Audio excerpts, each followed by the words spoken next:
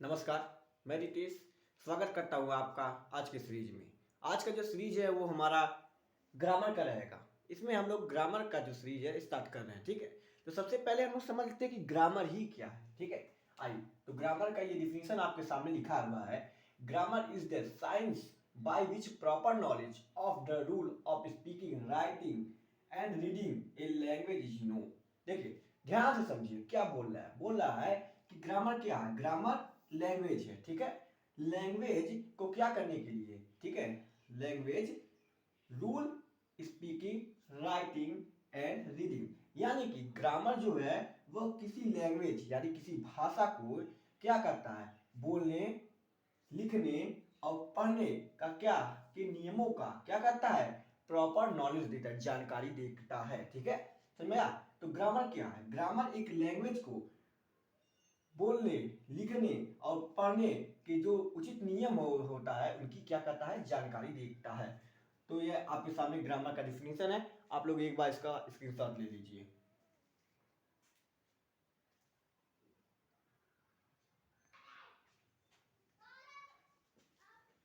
तो यहाँ आप लोग को ग्रामर की डिफिनीशन समझ में आया। एक बार मैं फिर से स्पष्ट कर दूं कि ग्रामर क्या है। ग्रामर यानी कि जिसको हिंदी में व्याकरण कहते हैं, क्या है, भाषा को लिखने, बोलने और पढ़ने के नियमों की जानकारी देता है। इतना आप लोगों को स्पष्ट हुआ होगा, ठीक है।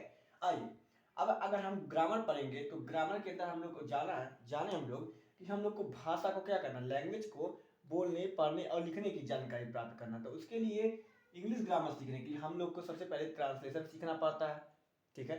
तो ट्रांसलेशन अगर हमें सीख रहा है तो हमें टेंस की नॉलेज होना चाहिए, ठीक है। तो आइए सबसे पहले हम लोग टेंस की ही बात करते हैं, ओके।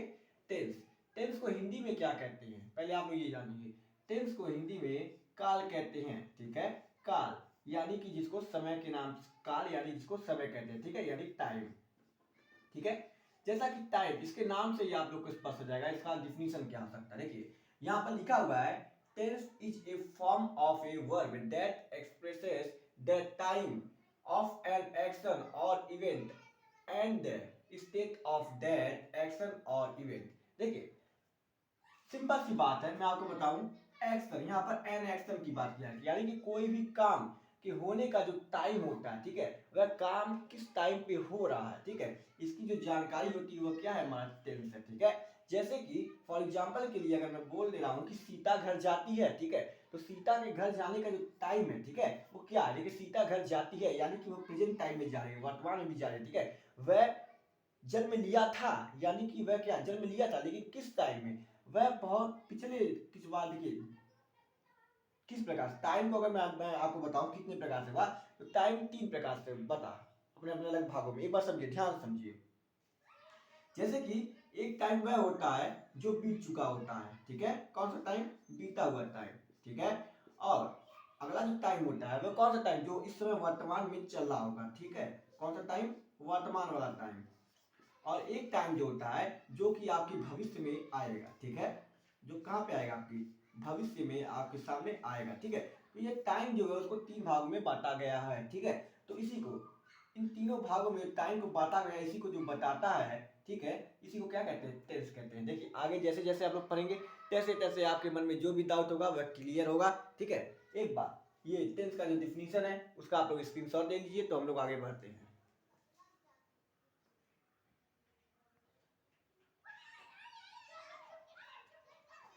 आइए, तो फिर से देखते हैं हम लोग टाइप्स ऑफ टेंस, यानी टेंस के कितने प्रकार होते हैं। जैसा कि मैं आप लोग को बताया हूं कि टेंस के 3 प्रकार हुए। कौन सा, number first present tense, number second past tense, number third future tense. समझ लीजिए बात, प्रेजेंट टेंस क्या है। प्रेजेंट टेंस का मतलब है वर्तमान काल, ठीक है, यानी कि वर्तमान समय में अभी जो घटनाएं घट रही है उसको किस टेंस में रखेंगे, उन वाक्यों को, उन सेंटेंसों को हम लोग प्रेजेंट टेंस में रखेंगे।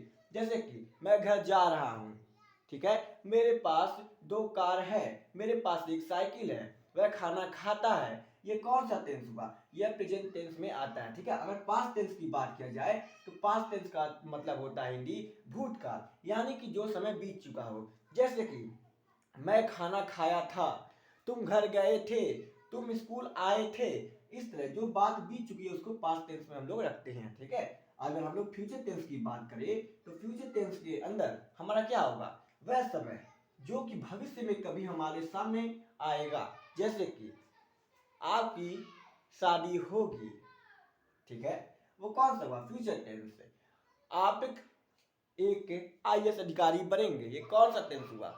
या फिर आप एक डॉक्टर बनेंगे, ये कौन सा टेंस हुआ, यह एक फ्यूचर टेंस हुआ, ठीक है। यानी कि जो घटनाएं अभी घटी नहीं है लेकिन भविष्य में वह घटेगी, उसको फ्यूचर टेंस में रखते हैं। जो घट चुकी है घटना, जो बीत चुका है समय, उसको हम लोग पास्ट टेंस में रखते हैं। और जो अभी वर्तमान में हमारे सामने चल रहा है, उसको हम लोग प्रेजेंट टेंस में रखते हैं, ठीक है। आप लोग को समझ में आया। तो आइए, इस तरह से आप लोग जाने कि टेंस के 3 प्रकार होते हैं। नंबर पहला प्रेजेंट, पास्ट और फ्यूचर। इस प्रकार से आप लोग समझे। अब देखिए आपके सामने यहाँ पर दिख रहा होगा इंडेफिनिट, कॉन्टिन्यूअस, परफेक्ट और परफेक्ट कॉन्टिन्यूअस। तो मैं आपको बताऊं कि ये लोग क्या हैं। ये तो टेंस के टाइप है, ठीक है, और ये जो है ये इन लोगों की टाइप है, ठीक है। यानी देखिए इसके भी कुल कितने टाइप है, 4 टाइप है, ठीक है। इसके भी कुल कितने टाइप है, 4 टाइप है। इसके भी कितने टाइप है, 4 टाइप। यानी कि इनके भी 4 प्रकार हुए, ठीक है। और कौन से इनके 4 प्रकार हैं, इनके देखिए, इनका पहला प्रकार क्या है, प्रेजेंट इंडेफिनिट टेंस, ठीक है। फिर दूसरा प्रकार देखिए प्रेजेंट कॉन्टिन्यूअस टेंस। तीसरा देखिए प्रेजेंट परफेक्ट टेंस। फिर उसके बाद प्रेजेंट परफेक्ट कॉन्टिन्यूअस टेंस। इस प्रकार से इसका भी यही 4 प्रकार होगा। फिर देखिए इसका क्या हो जाएगा, इसका हो जाएगा पास्ट इंडेफिनिट टेंस। फिर देखिए पास्ट कॉन्टिन्यूअस टेंस, फिर पास्ट परफेक्ट टेंस, फिर पास्ट परफेक्ट कॉन्टिन्यूअस टेंस, ठीक है। यानी कि जो प्रकार इसका हो रहा है वही प्रकार इसका भी हो रहा है, वही सेम इसका भी होगा। जैसे देखिए future indefinite tense, future continuous tense, future perfect tense, future perfect continuous tense, ठीक है। इस प्रकार से आपको समझ में आया। एक बार फिर से मैं बताऊं कि टेंस के हमारे 3 प्रकार हुए, प्रेजेंट, पास्ट, फ्यूचर, और इनके जो है 4 प्रकार हुए, ठीक है। यही चारों indefinite, continuous, perfect, perfect continuous, यही सेम इनके भी प्रकार हैं, ठीक है। तो नंबर पहला हम टेंस में के रूल में सीखेंगे। सबसे पहला प्रेजेंट क्या, इंडेफिनिट टेंस, ठीक है। प्रेजेंट इंडेफिनिट टेंस के बारे में हम लोग आगे जानकारी लेंगे, ठीक है। तो एक बार आप लोग इसका स्क्रीनशॉट ले लीजिए।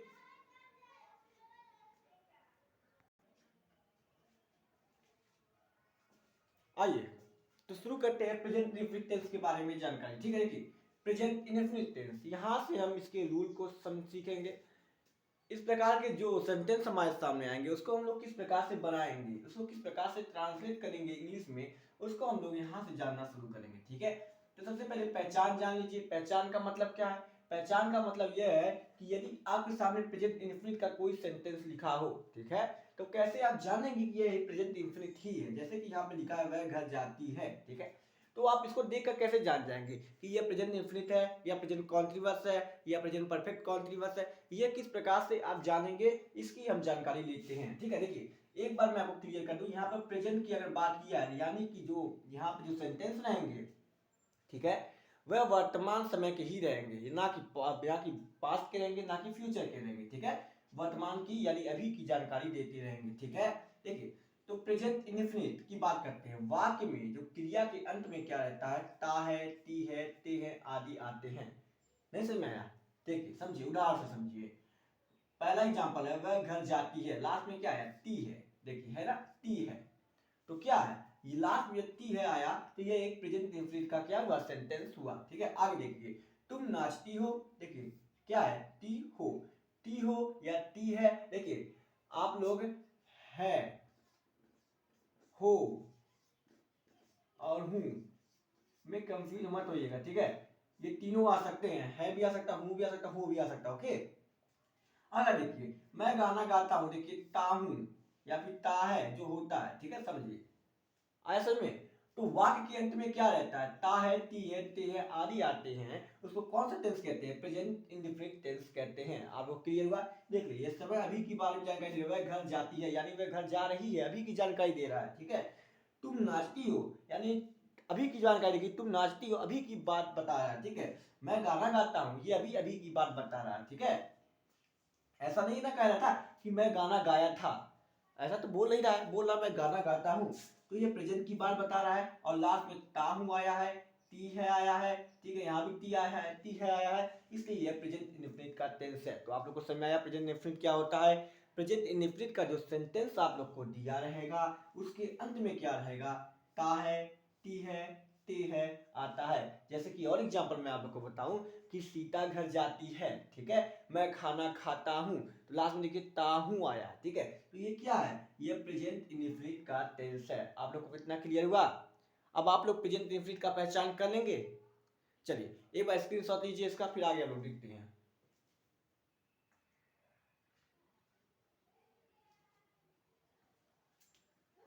आइए तो प्रेजेंट इंडेफिनिट के बारे में कुछ और जानकारी लेते हैं, ठीक है। इतना तो हम लोग जान गए कि इसकी पहचान हम लोग किस प्रकार से करेंगे। अब देखिए मैं आपको बता दूं, कोई भी अगर सेंटेंस हमारे पास दिया है तो उसको हम लोग कुछ 4 या 5 भागों में उसको विभाजित कर सकते हैं। जैसे कि मान लीजिए एक सेंटेंस हमारा दिया है कि वह खाना खाती है, ठीक है, या फिर वह घर जाती है। या देखिए एक बार मैं लिख देता हूं आपके सामने, ठीक है। वह जाता है, मान लीजिए इतना ही सेंटेंस दिया है, वह जाता है, ठीक है। ये कोई हमारा सेंटेंस दिया हुआ है, ठीक है। देखिए अब इसको हम किस 4 प्रकार से, किस 4 भागों में या 5 भागों में इसको लिख सकते हैं। देखिए एक तो हमारे पास लिखा है वह जाता है, फिर हम इसको लिख सकते हैं वह नहीं जाता है, ठीक है। तो नंबर वह जाता है ये पहला नंबर हुआ, ठीक है। अब फिर हम क्या लिख देंगे, वह नहीं जाता है, तो ये दूसरा नंबर हो जाएगा। फिर हम लोग लिख सकते हैं क्या वह जाता है, ये तीसरा नंबर हो गया। फिर हम लोग लिख सकते हैं कि क्या वह नहीं जाता है, ये चौथा नंबर हो गया।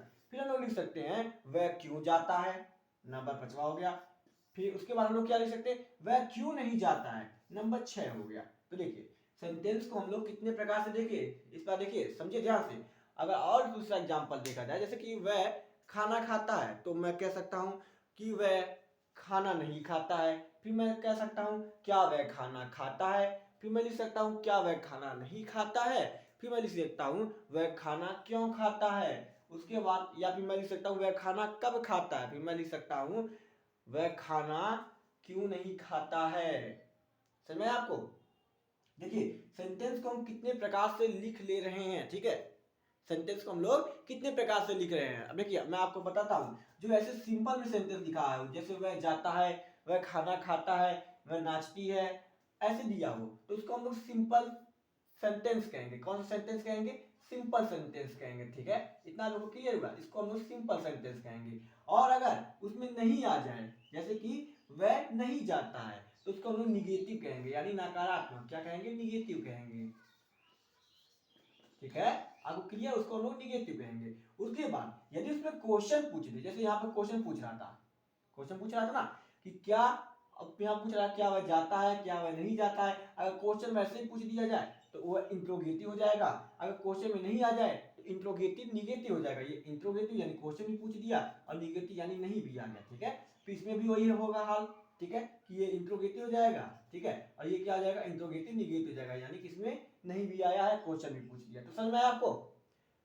यहां से देखिए, एक तो नंबर पहला हमारा सेंटेंस सिंपल हो सकता है। कौन सा हो सकता है, या तो एकदम सिंपल हो, या फिर हमारा सेंटेंस किस में चला जाए, निगेटिव में चला जाए, निगेटिव में चला जाए। या फिर हमारा सेंटेंस क्या हो, या फिर हमारा सेंटेंस जो है वह इंट्रोगेटिव में चला जाए। किस में चला जाए, इंट्रोगेटिव में हमारा जो सेंटेंस है वो चला जाए। इतना लोग क्लियर हुआ, समझ में आया? देखिए अब नहीं भी समझ में आया तो भी हम लोग एग्जाम्पल देखेंगे, और एग्जाम्पल से हम लोग आशा है कि एकदम आराम से समझ जाएंगे। तो सबसे पहले हम लोग देखेंगे सिंपल सेंटेंस लोगों को कैसे बनाया जाता है, ठीक है।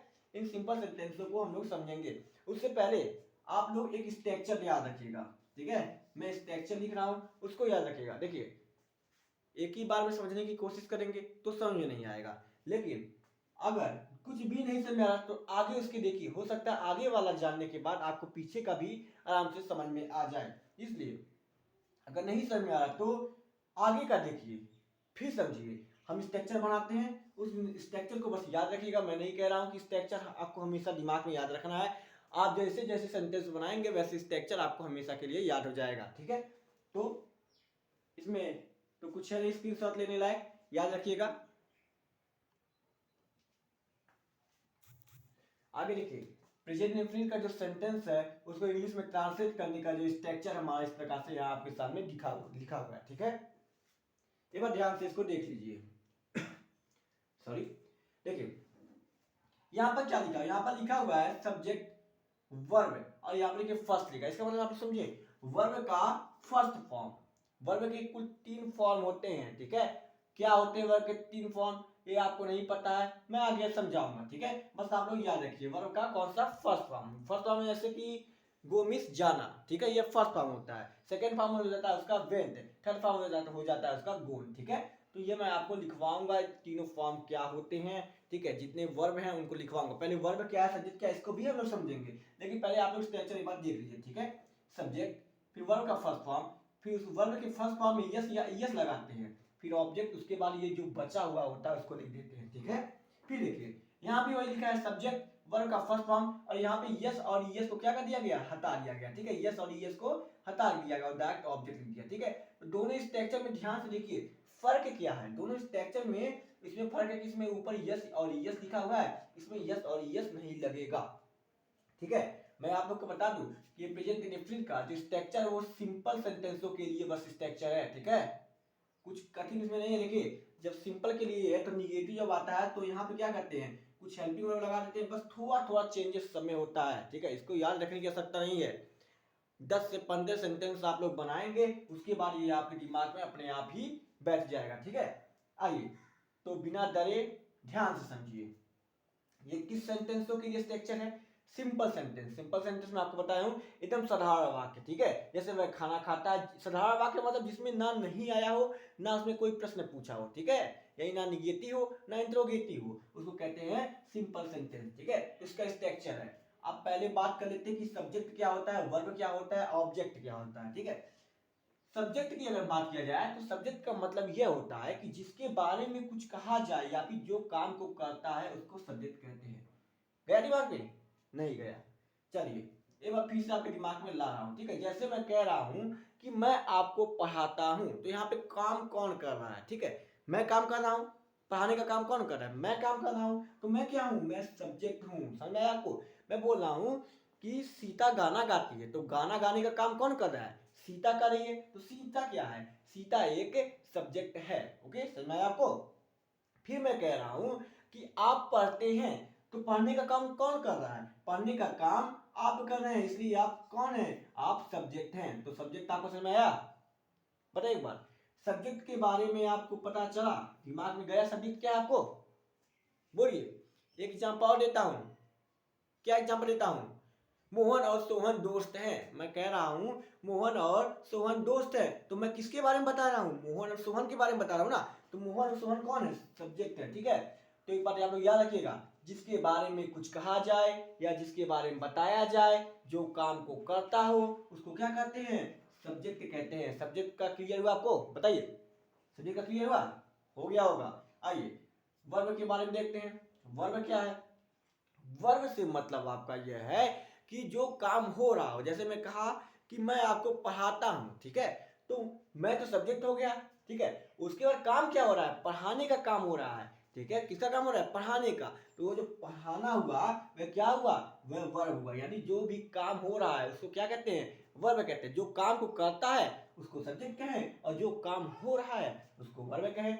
एक और एग्जांपल से समझते हैं, जैसे कि मैं बोला कि आप लोग खेलते हैं, तो आप लोग कौन सा काम कर रहे हैं, आप लोग खेलने का काम कर रहे हैं, इसलिए खेलना क्या हुआ, खेलना आपका वर्ब हुआ, ठीक है।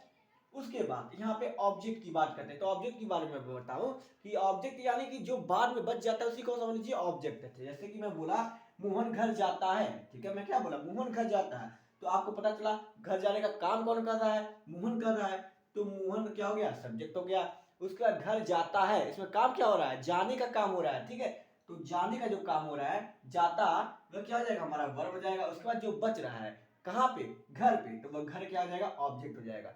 समझ में आया आपको, समझ में आया, बताइए ध्यान से बताइए, समझ में आया। जैसे कि मैं बोल दूं कि क्या, सीता खाना खाती है, मैं क्या बोला, एक बार मैं आपको लिख देता हूं आपको स्पष्ट करने के लिए, ठीक है, ध्यान से देखिए। मैं बोला सीता खाना खाती है, ध्यान से समझिए, दिमाग में जाएगा पक्का है। देखिए सीता खाना खाती है, मैं बोला सीता खाना खाती है, तो कौन खाना खा रहा है, किसके पर कौन काम कर रहा है, सीता काम नहीं कर रही है, ठीक है, तो सीता कौन हुआ, सीता जो है ये सब्जेक्ट हो गई। उसके बाद कौन सा काम कर रही है, खाती, खाने का काम कर रही है, तो ये क्या हो गया, ये वर्ब हो गया, ठीक है। फिर बात कर रहे हैं कि इसके बाद बचा कौन सा, ये जो खाना बचा है ये क्या हो जाएगा, ये क्या हो जाएगा, ये हमारा ऑब्जेक्ट हो जाएगा। ठीक है, समझ में आया आपको, समझ में आ गया होगा आपको। तो एक बार स्ट्रक्चर का आप लोग क्या करिए, स्क्रीनशॉट लीजिए। ठीक है,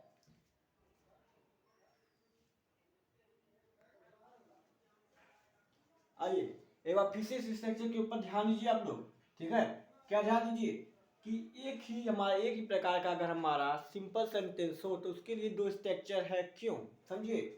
ये जो पहला स्ट्रक्चर है इसका यूज कब करेंगे, कब करेंगे, देखिए जब मैं बताऊं, जब सब्जेक्ट आपका क्या हो, सिंगुलर हो। कौन, सब्जेक्ट, सब्जेक्ट क्या हो आपका, सिंगुलर हो। ठीक है, इसके सामने आप लोग लिख लीजिएगा, सब्जेक्ट क्या हो आपका, सिंगुलर हो। SING, क्या उसके बाद, SING, सिंगुलर। ठीक है, SINGULAR, सिंगुलर हो। ठीक है, उसके बाद क्या हो आपका, अगर सब्जेक्ट क्या हो, प्लूरल हो, सब्जेक्ट क्या हो आपका, प्लूरल हो, तो आप लोग क्या करेंगे, तो आप लोग इसका यूज करेंगे। देखिए ध्यान से समझिए, फिर से बात समझिए। यदि आपका सब्जेक्ट सिंगुलर हो तो आप लोग इस स्ट्रक्चर का यूज करेंगे, लेकिन अगर आपका सब्जेक्ट प्लूरल हो तो आप लोग इस स्ट्रक्चर का यूज करेंगे। अब बात करते हैं सिंगुलर और प्लूरल सब्जेक्ट का क्या मतलब है। सिंगुलर और प्लूरल सब्जेक्ट का यह मतलब है, यदि सब्जेक्ट हमारा एक हो, एक लोग के बारे में बताया गया तो हमारा सिंगुलर होगा। जैसे कि मोहन घर जाता है तो उसमें काम कौन कर रहा है, बस एक लोग काम कर रहे हैं, तो वह कौन सा सब्जेक्ट होगा, सिंगुलर सब्जेक्ट होगा। यदि सब्जेक्ट एक से अधिक हो, यानी दो की बात कर दिया हो, जैसे मोहन और सोहन, तो वो कौन सा सब्जेक्ट हो जाएगा, सब्जेक्ट जो जाएगा प्लूरल जाएगा। तो हम लोग इस स्ट्रक्चर का यूज करेंगे। ठीक है, समझ में आपको, नहीं आया तो एग्जांपल देखिए, समझ जाएंगे। ठीक है, डरने की जरूरत नहीं है। एक चीज मैं आपको बता दूं, आप लोग यहाँ पे कहीं पर ऊपर या नीचे नोट करके, यानी विशेष करके, विशेष जानकारी करके लिख लीजिए कि क्या लिख लीजिए, आई यानी मैं, एंड यू यानी कि जो होता है तुम, ये क्या होता है, ये प्लूरल होता है। ये दोनों क्या सब्जेक्ट होते हैं, ये दोनों प्लूरल सब्जेक्ट होते हैं। इतना क्लियर हुआ आपको। अगर कोई पूछे आई और यू, ठीक है, आई मतलब मैं, यू मतलब तुम या आप, ये क्या होता है, ये प्लूरल सब्जेक्ट होता है। ये आप लोग याद रखिएगा। ठीक है, बाकी आइए देखते हैं आगे, आगे जो सेंटेंस हमारे आएंगे समझते चले जाएंगे। ठीक है, तो देखिए पहला जो हमारे यहाँ पे सेंटेंस दिया है, वह घर जाता है। ठीक है, ध्यान से एक बार देख लीजिए क्या लिखा है, लिखा है वह घर जाता है। आइए सुनिए, अब सबसे पहले नजर डालिए कि यहाँ पे सब्जेक्ट क्या है। ध्यान सुनिए, एक बार देख लीजिए आपको सब्जेक्ट क्या है, क्या है सब्जेक्ट दिखा आपको। देखिए सब्जेक्ट है वह घर जाता है, तो इसमें कौन है, वह काम कौन कर रहा है, घर जाने का काम कौन कर रहा है, वह काम कर रहा है। तो वह क्या है, वह एक सब्जेक्ट है। इतना क्लियर हुआ आपको। ठीक है, फिर उसके बाद तो सब्जेक्ट हो गया, और उसमें वर्ब क्या है, खुद ले जाए, वर्ब कौन है, तो काम कौन सा हो रहा है, जाने का काम हो रहा है, तो ये जाता क्या हो जाएगा, वर्ब हो जाएगा। फिर ऑब्जेक्ट क्या हो जाएगा, जो बचा जो ऑब्जेक्ट हो जाएगा। तो एक बात याद रखिए आप लोग, जब ये सब्जेक्ट हमारा क्या है, सिंगुलर है या प्लूरल है, आप ये बताइए, वह के बारे में बात कर रहा है। जैसे कि मान लीजिए यहाँ पर कोई लड़का एक खड़ा है, उसके मैं बोला कि वह घर जाता है, तो इसका मतलब आप लोग क्या समझेंगे कि एक ही लोग है ना। मैं तो नहीं बोला हूँ कि वे घर जाते हैं, वे कम कहते तो वे ढेर सारे बच्चे होते, लेकिन मैं बोला कि वह घर जाता है, यानी कि मात्र एक लोग के बारे में बात कर रहा है। तो जब एक लोग के बारे में बात कर रहा है तो वह क्या होगा, जाहिर सी बात है कि वह सिंगुलर सब्जेक्ट होगा। जब सिंगुलर सब्जेक्ट है तो किस स्ट्रक्चर का यूज करेंगे, इस ऊपर वाले स्ट्रक्चर का यूज करेंगे। तो आइए इसी ऊपर वाले स्ट्रक्चर का यूज करके बनाते हैं सेंटेंस। ऊपर क्या लिखा है, सबसे पहले लिखा है सबसे पहले सब्जेक्ट, तो इसमें सब्जेक्ट लिख रहा है। सब्जेक्ट कौन सा है, सब्जेक्ट बताया था आपको कि वह है, तो वह का क्या होता है, वह का होता है ही। तो हम लिखेंगे सबसे पहले ही। फिर हमें क्या लिख रहा है यहाँ पे, वर्ब, वर्ब क्या है हमारा, मैं आपको बताया था जो काम हो रहा है, काम कौन सा हो रहा है, जाने का काम हो रहा है। तो क्या हो जाएगा, ही गो, गो का मतलब क्या होता है, जाना। ठीक है, ही गो। तो इसमें क्या लगाना है, यस या फिर ईएस लगाना है। क्या लगाना है, यस या ईएस। आप बताइए, आप इसमें यस लगाएंगे या फिर ईएस लगाएंगे, ये कब आपको पता चलेगा, मैं आपको बता दूं, जब कोई वर्ड या जब कोई वर्ड लिखा है उसके लास्ट में क्या हो, ओ हो या फिर यक्स हो या फिर क्या हो, डबल एस हो या फिर क्या हो, सी एच हो, ऐसे कुछ आपको मिले तो उसके लास्ट में क्या लगाते हैं, हम ईएस लगाते हैं। देखिए इसमें क्या मिला, ओ मिला, तो इसलिए इसके लास्ट में क्या लगाएंगे, ईएस लगाएंगे। ये याद रखिएगा, O X double S C H ऐसे होते हैं, उनके लास्ट में हम लोग क्या लगाते हैं, ईएस लगाते हैं। तो इसके लास्ट में हम लोग क्या लगा दिए, ईएस लगा दिए, समझे। अगर ना ऐसे मिले तो हम लोग क्या लगाएंगे, तो हम लोग मात्र ईएस लगाएंगे। देखिए इसके लास्ट में क्या बचा, इस वर्ड के लास्ट में ओ, इसलिए यहाँ पे ईएस लगाएंगे। ठीक है, आगे देखिए आगे क्या करना है, उसके बाद हमें ऑब्जेक्ट लिखना है। ऑब्जेक्ट क्या हुआ, ये जो बच्चा है वही ऑब्जेक्ट हुआ। तो ऑब्जेक्ट क्या हो गया, हाउस। तो क्या लिख देंगे हम लोग, टू हाउस या फिर टू होम, ठीक है, जो आपको पसंद हो, ठीक है, समझ आया। तो ये हमारा बन गया बस, ही गोज टू हाउस। अब आप लोग कहेंगे ये टू कहाँ से आ गया, तो मैं आपको बताऊं, जब कहीं पे जाने या आने की बात करते हैं तो हम लोग टू लगाते हैं, ठीक है। जैसे कि वह घर जाता है, वह काम करने जाता है, जब कहीं पे आने जाने की बात करें तो क्या लगाते हैं हम लोग, टू लगा देते हैं। ये आपको याद रहेगा, ठीक है। ये स्ट्रक्चर बन गया। आइए अगला देखते हैं। वह बोल रहा है वह गाना गाती है, क्या बोला, वह गाना गाती है। अब देखिए काम कौन कर रहा है, वह काम कर रही है, और वह कौन है, एक सिंगल सब्जेक्ट है, समझ आया। तो आइए इसको बनाते हैं, यानी ऊपर वाला फिर से हम लोग फॉलो करेंगे। तो वह गाना गाती है, यहाँ पे गाना गाती है यानी लड़की है, और लड़की जब वह रहती है तो हम लोग किसका यूज करते हैं, सी लिखते हैं। वह का क्या हो जाता है, सी हो जाता है, ठीक है, इतना तो आप लोग जानते होंगे। तो सी हो गया, उसका हमें क्या लिखना है, वर्ब लिखना है। वर्ब का फर्स्ट फॉर्म क्या है, सिंग। सिंग मतलब क्या होता है, गाना। तो क्या हो जाएगा, सी सिंग, SING सिंग। अब इसमें क्या लगाना है, यस या ईएस। तो लास्ट में बताइए कहीं पर ओ आया है या फिर डबल यस आया है या फिर CH आया है, कुछ ऐसा नहीं आया है ना, तो यहाँ पे क्या लगाएंगे हम लोग, यस लगाएंगे, ठीक है, समझ आया। उसके बाद क्या है, गाना। गाना क्या हो जाएगा, ए सॉन्ग, ओके, इतना क्लियर हुआ, ए सॉन्ग। तो हमारा क्या हो गया, सी सिंग्स ए सॉन्ग। ये हमारा सेंटेंस इस प्रकार से बन गया, इंग्लिश में ट्रांसलेट हो गया। आपको समझ में आया होगा। आइए आगे देखते हैं। नेक्स्ट क्या लिखा हुआ है, तुम घर जाते हो। क्या लिखा हुआ है, तुम घर जाते हो। सब्जेक्ट ध्यान से देखिए क्या है, तुम है। और तुम बताइए सिंगुलर है या प्लूरल है। मैं आपको लिखवाया था कि आई और यू क्या होता है, आई और यू, यू मतलब तुम होता है, ठीक है, या आप होता है, वह क्या होता है, सिंगुलर नहीं प्लूरल सब्जेक्ट होता है। तो कौन सा हम लोग फॉलो करेंगे, इस वाले स्ट्रक्चर को हम लोग फॉलो करेंगे। आइए इसको फॉलो करते हैं। तो सबसे पहले क्या लिखेंगे, सब्जेक्ट। तो सब्जेक्ट क्या है, कौन घर जा रहा है, तुम जा रहा है, ठीक है। तो तुम का क्या होगा, यू। तो लिख देंगे हम लोग यू। फिर क्या, कौन सा काम हो रहा है, जाते, यानी वर्ब लिखेंगे जाते, ठीक है, क्या हो जाएगा, जाना का, गो, ठीक है। यस या यस लगेगा क्या, नहीं लगेगा, तो इसको छोड़ दीजिए। फिर क्या लगेगा, ऑब्जेक्ट। ऑब्जेक्ट क्या है, हाउस या फिर होम, यू गो। उसके बाद हाउस या फिर होम। होम तो लिख लेंगे, लेकिन मैं आपको बताऊं, जब जाने या फिर आने की बात करें तो टू लगा देते हैं, ठीक है। वर्ब के बाद क्या लगा देते हैं, टू, उसके बाद होम। इतना क्लियर है, समझ में आया, आ गया होगा समझ में। आइए देखिए अगला क्या बोल रहा है, अगला बोल रहा है हम गाना गाते हैं। क्या बोला, बोला हम गाना गाते हैं। तो हम यानी कि कई लोगों की बात कर रहा है, यानी सब्जेक्ट क्या हो गया हमारा, प्लूरल हो गया। सब्जेक्ट प्लूरल हो गया तो सी को फॉलो कर लेंगे। आइए तो हम का क्या होता है, हम का होता है वी, समझ में आया। हम का क्या होता है, हम का होता है वी। उसके बाद गाते का, गाते का क्या होगा, सिंग, ठीक है, वी सिंग। यस या यस तो लगाना नहीं है वर्ड में, तो नहीं लगाएंगे। उसके बाद क्या होगा, सॉन्ग। तो क्या लिख देंगे, गाना का ए सॉन्ग, ठीक है। इस प्रकार से ये भी बन गया, वी सिंग ए सॉन्ग। इतना आप लोग को समझ में आया होगा, समझ में आया। तो एक बार आप लोग इसका स्क्रीनशॉट ले लीजिए, ठीक है, आप लोग स्क्रीनशॉट ले लिए होंगे। तो इस प्रकार से मुझे लग रहा है कि आप लोग को समझ में आ गया होगा। नहीं समझ में आया होगा तो और हम लोग सेंटेंस देखेंगे कल के वीडियो में, ठीक है, इसका प्रैक्टिस करेंगे। और इसके साथ साथ मैं आपको हमेशा हर वक्त, ठीक है, समझाने का प्रयास करूंगा, ठीक है। आशा कि आप लोग को समझ में आया होगा।